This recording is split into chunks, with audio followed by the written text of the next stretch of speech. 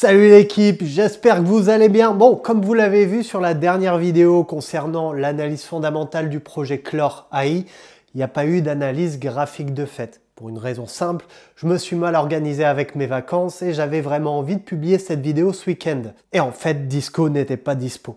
Et au fur et à mesure, on a réfléchi, Disco et moi, et on s'est dit, pourquoi pas aller un peu plus loin? C'est-à-dire, pourquoi pas conserver l'analyse fondamentale telle qu'elle, sans analyse graphique, et vous proposer un chapitre supplémentaire sur ma chaîne qui va parler non pas que d'analyse graphique, mais aussi de minage. Parce qu'il faut savoir, c'est que Disco, en plus d'être mon analyste graphique, Disco est aussi un grand mineur de crypto-monnaies.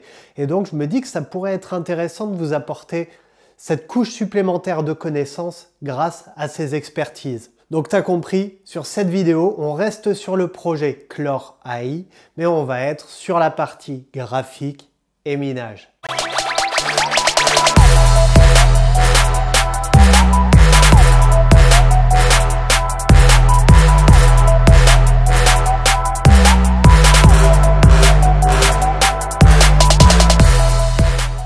Ok les potes, on se retrouve avec le pote Disco, comment ça va? Ça va, Stache, la forme? Ouais, nickel, nickel, nickel. Mais là, trêve de bavardage. Et bah écoute, Disco, on t'écoute pour cette analyse graphique du projet Clore AI. Donc aujourd'hui, on parle du Chlorai. Moi, je l'ai vu sortir pareil, hein, comme je te disais, en même temps que tout ce qui était Dinex, Caspa, etc. C'était vu que je suis aussi mineur de Bitcoin, enfin de crypto-monnaie, pas de Bitcoin, je mine pas de Bitcoin. Et du coup, ce qui fait que voilà, c'est des projets. C'est pas un projet que j'ai miné. C'est pas un projet que j'ai miné. Pourquoi? Parce qu'en fin de compte, il est basé sur le Kappa et c'est quelque chose qui demande de grosses ressources, hein. Le Kappa, c'est quelque chose qui demande énormément de puissance électrique, et puis sachant que le prix du kilowattheure il est aux alentours de 22 centimes aujourd'hui. euh, Tiens, je vais te donner un petit exemple. Clore, il est là. Donc actuellement, les meilleures cartes graphiques qui minent, tu vois, la 4090 Nvidia, un revenu de 73 centimes. 73 centimes, mais bon, tu perds 84 centimes. Donc en fin de compte, voilà, il n'y a aucun profit à faire dessus, quoi. Je Ouais. fais pas de profit en fait dessus. Et par contre, la puissance de calcul, elle demande 300 watts, hein. 300 watts, vous faites le calcul, hein. 300 watts par heure, ça commence à faire à la journée, hein. Ça commence à faire. Bon, en ce qui s'agit de minage, qu'est-ce qu'on pourrait regarder aussi? Bon, tout est pourtant, on voit bien que le hash rate, il est en train de descendre. C'est c'est lisible. Donc, c'est une perte théoriquement de confiance. Après, les mineurs vont souvent là où il y a le plus de profit à faire. On voit bien que sur le Kappa, c'est pas actuellement viable puisque nous Européens, on paye très cher l'électricité. Donc, ce qui fait que oui, les gens vont vers là où il y a plus de profit à faire. Et là, on a bien vu qu'on était vraiment en perte de profit. On gagne sur le revenu. Donc, par exemple, des gens qui ont des panneaux solaires, etc., qui ne payent pas trop cher l'électricité, pourquoi pas. Mais si on part sur des profits réels, non, on ne gagne rien. De toute façon, actuellement, le minage, pas grand-chose à dire là-dessus. Hormis si vous faites du spec mining. Voilà. Ouais. Que ce soit du Kappa, du Clore, enfin, surtout le Kappa, c'est pas rentable. Ok. À moins que, comme je te disais, maintenant, par exemple, les gens vont dire que le Pirin, bon, j'aime pas du tout non plus. C'est sur le Caspa, il me semble. Ils ont copié sur le Caspa. Je suis pas du tout fan. Pour moi, ils apportent rien. C'est des projets qui ont un rapport efficient qui est c'est trop lourd. 347 watts. Vous m'arrêtez si je me trompe. 347 watts. Transforme en kilowatts. 347 watts que je multiplie par 24 heures. On est déjà à 8 kilowatts par jour. Que je multiplie par 22 centimes. On est déjà presque à 2 euros pour une carte graphique. Donc quand même, 2 euros par jour, Vous multipliez les 2 euros, vous avez compris, 2 fois 30, on est déjà à 60 balles d'électricité. 60 euros d'électricité, tu vas pas chercher des cartes graphiques qui font 60 euros d'électricité. Tu vas plus peut-être chercher voilà, du Block X. Block X, ils sont passés récemment, notamment sur les GPU. Avant, ils étaient sur ASIC. Zelis, pourquoi pas? Zelis, et après, bon, bah, après des coins, voilà, vraiment, où il a un profit en 24 heures, bien que ce soit un profit intéressant, hein, le Pyrin. Mais va les sortir les 60 euros par mois. Chacun fait comme il le sent, mais ouais, 60 euros par mois, ça fait cher. Peut-être miser, voilà, encore une fois, sur du spec mining. Et encore, il y a certaines GPU, si je regarde bien, bah, actuellement, le plus rentable, bah, ce serait le Zelis, actuellement. Et le Chlore sur la AMD RX, mais voilà, on gagne rien. On fait un profit de 8 centimes, de moins 0,8 centimes. Zelis, on est à l'étal. Après, c'est les 170 HX, faut les trouver, hein. Bonne chance. Ouais. Si on passe sur des cartes juste Total Nvidia, la 4060 Ti, tu vois, c'est encore pire, hein, mais tu es encore en négatif, moins 20. Parce que pareil, encore une fois, c'est une accumulation entre Pyrin et en fait, on fait du double mining. On mine du Carlson avec du Pyrin. 1660, je vois pas, ça c'est une vieille carte. Les cartes graphiques, même les 4090, ils sont même pas là. C'est quand même, c'est fou. Là, actuellement, pour être rentable en France, il faudrait payer peut-être une électricité à 14 centimes. Ouais, on commence à être rentable avec Pyrin, avec Zelis. Mais Pyrin, là, actuellement, c'est un peu la mode. Ils font du spec mining. Moi, je crois pas en projet. Vous me direz en commentaire. Mais voilà. Actuellement, c'est ce qui est le plus rentable. Donc, Le chlore, petit message à l'EDF, passez les lecs à 0,14, ce sera bien. ouais, bonne, ce serait cool. Ce serait cool. Et encore, est-ce qu'ils vont le faire un jour? On est foutu. Non, voilà. Moi, actuellement, un capital boursier de 13 millions de dollars, Non, alors, euros, 100 euros. non, capitalisation boursière, si tu veux, le CoinMarketCap est pas du tout à jour. Oh mince. Ouais. Et du coup, dans ma vidéo, je me suis planté aussi. Je vais te les donner. Alors, Chlore, on a capitalisation boursière à 23,5 millions. Ah oui, du coup, ça change pas mal de choses. Ouais. Et Ah, avec une offre en circulation qui n'est pas bonne. Là, ils te disent offre totale 412 et eux, ils te le donnent à 249, tu vois, alors qu'il est à 412 millions. ouais, tu vois, ça, c'est une faute aussi, hein. Ça, ils devraient mettre à jour, hein. Ouais, C'est tout pas à cool. fait. Je suis C'est d'accord pas avec toi. cool. Et sachant que ça fera monter bah, le niveau, hein. Et Ouais. ça, c'est vraiment pas cool. C'est pas bien. Bon. Le volume, on suppose qu'il est encore bon. 2 millions 9. Ouais, c'est ça. 2,9 millions. Bon, c'est plutôt correct, hein. C'est plutôt largement correct, puisque du coup, sur Chlorai, là, je suis sur Manipulstat, donc ça se fait sur HTX. HTX, une plateforme d'exchange, c'est une bonne plateforme, hein. Moi, j'aime bien, hein, parce que bon, bah, un petit côté un peu qui change de Binance et toutes les autres, quoi. Et Mex qui est tout le temps là, qui est tout le temps là, tout le temps présent. Donc le chlore, du coup, que dire sur ces cryptos? Bon, désolé, je vous ai déjà fait un peu d'avance, hein. On va repartir sur les bases si vous le souhaitez. Ouais, on a une belle ascension de avril 2023 à 22 mars 2024, sachant que Bitcoin ne doit pas y être pour rien, puisque le Bitcoin avait décollé, je crois, en novembre 2022. Novembre 2022, ouais, puis en 2023, du coup, janvier 2023, ouais, peut-être 2022. Ouais, du coup, ouais, il n'est pas pour rien aussi, hein. Je pense qu'il a suivi la tendance, et puis vu que c'était la tendance aussi des IA, il y a ça aussi qui a dû faire aussi monter le cours. Ça a dû leur plaire, hein. Bien qu'on a vu qu'on n'avait pas trop le côté intelligence artificielle là-dedans. Pas comme Asie, qui... Qui est beaucoup plus porté dessus. Ouais, ouais, tout à fait. Ouais, Chlore, c'est de la location de GPU que tu peux utiliser pour l'intelligence artificielle. Mais c'est voilà, pas eux qui produisent l'intelligence artificielle eux-mêmes.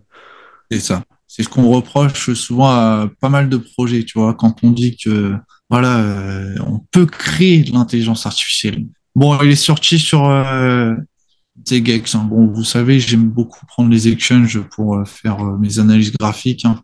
Une question de simplicité. J'ai plus, voilà, j'ai pas envie d'aller sur TradingView ou quoi que ce soit. Des fois, bien souvent, ils sont pas sur TradingView. Donc on voit bien c'est une grosse mèche rouge, hein, c'est normal, hein, sortie liquidité, ils sont sortis, ils sont revenus mis en place. Cette partie-là, pour moi, on la compte pas. Parce que bon bah c'est toujours ambigu quand on arrive sur des cryptos et puis qu'on voit cette grosse phase de descente et de montée et de redescente. Je le prends à partir d'un certain point, le point bas. Et là, je me dis que ouais, ça commence à arriver. Voilà, c'est là que l'engouement commence à arriver. Ouais, de toute façon, après chaque listing, tu as une réévaluation obligatoire du prix pour trouver un prix logique par rapport au projet. C'est ça, c'est ça. Puis au moins, ça remet un peu les pendules à l'heure. Là, je suis en daily, je suis en 4 heures. Non, je suis passé en daily. Bon, je vais passer en 4 heures, on va analyser un peu plus fortement, ça va être plus sympa. En 4 heures, bon, on voit bien que c'est des belles montagnes russes, hein, quand même. Hein. On va compter cette vague-là comme une phase 1, hein, puisque du coup, la Donc première là, tu vague, utilises les vagues d'Elliott, hein. les vagues d'Elliott et puis les Fibonacci. Les Fibonacci, c'est dommage, j'arrive pas à savoir comment m'arrêter là-dessus même. Donc, on va retracer cette vague 1 avec les Fibos, qui sont des paliers en fin de compte des vagues en fin de compte un peu décisives.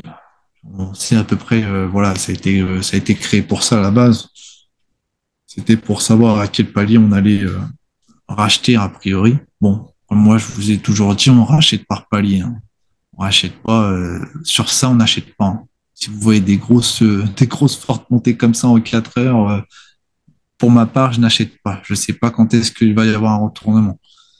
Comme d'hab, tout ceci n'est pas conseil en investissement, vous le savez très bien. Une vague 2 va généralement chercher les 61,8, les 0,50 et les 0,61,8. Bien souvent, avec ces hypes, on va chercher des 78,6, voire en dessous. C'est arrivé, vous avez déjà vu bon, certains de mes graphiques, on a déjà été voir en dessous des 78,6. Tant qu'on ne reprend pas un nouveau plus bas, c'est OK. Pour ma part, je valide la 2. Une fois que cette 2 est validée, on voit bien que voilà, cette lancée du Bitcoin l'a fortement aidé. Et puis encore une fois, tout ce qui est intelligence artificielle l'a beaucoup aidé. On dépasse les 423,6. Pareil, ceci arrive très rarement.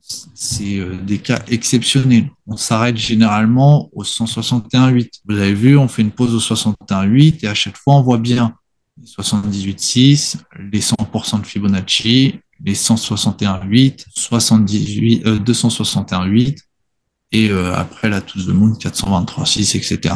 Et on voit des petits retests à chaque fois, on voit si ça fonctionne ou pas. Donc là, on a dépassé largement les 423,6, ce qui est très rare.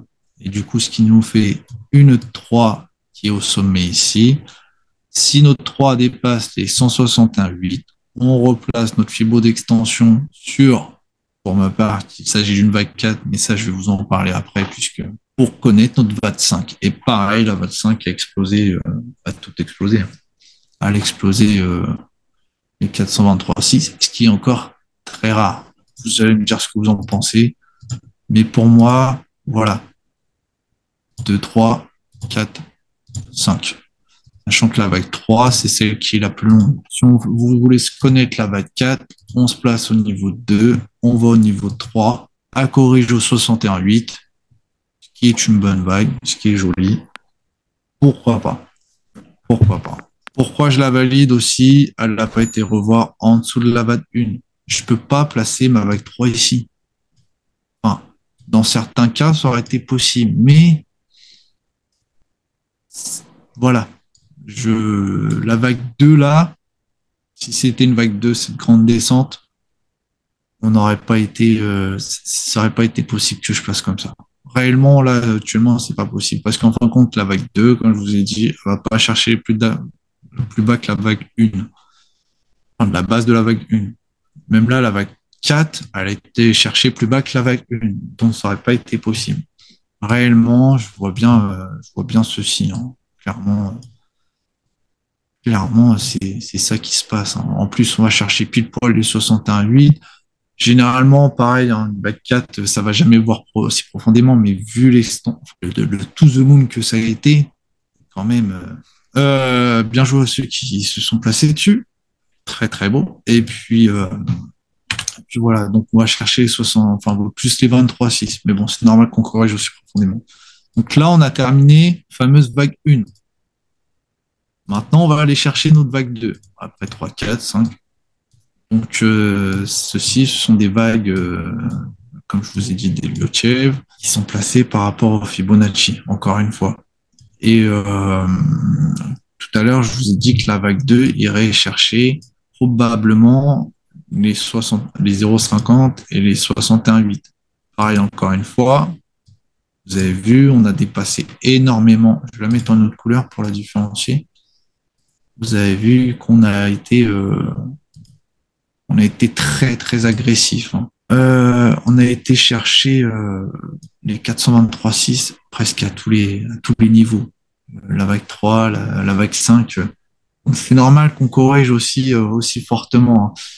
Pareil, un indicateur que j'aurais bien aimé avoir, je ne sais pas si je vais l'avoir, l'accumulation volume. Ah bah oui, vous avez compris pourquoi. Enfin, j'espère. Ouais, il y a une forte accumulation donc dans cette zone-là. Et du coup, en fin de compte, je pense pas qu'on ira revoir en dessous. Voilà, les investisseurs et même les holders n'iront pas voir en dessous ce niveau-là, le niveau des 2 centimes. Et en plus, ça correspondrait, ouais, même à la vague 1. Peut-être même limite, on serait là. Bon, je vais mettre un petit indicateur pour ma part. Ah, tac, tac, tac. Voilà. Et du coup, on disait l'indicateur, ouais, il serait là. Ouais, on irait. Bah, en plus, tu vois bien ce qui se passe. T'as vu?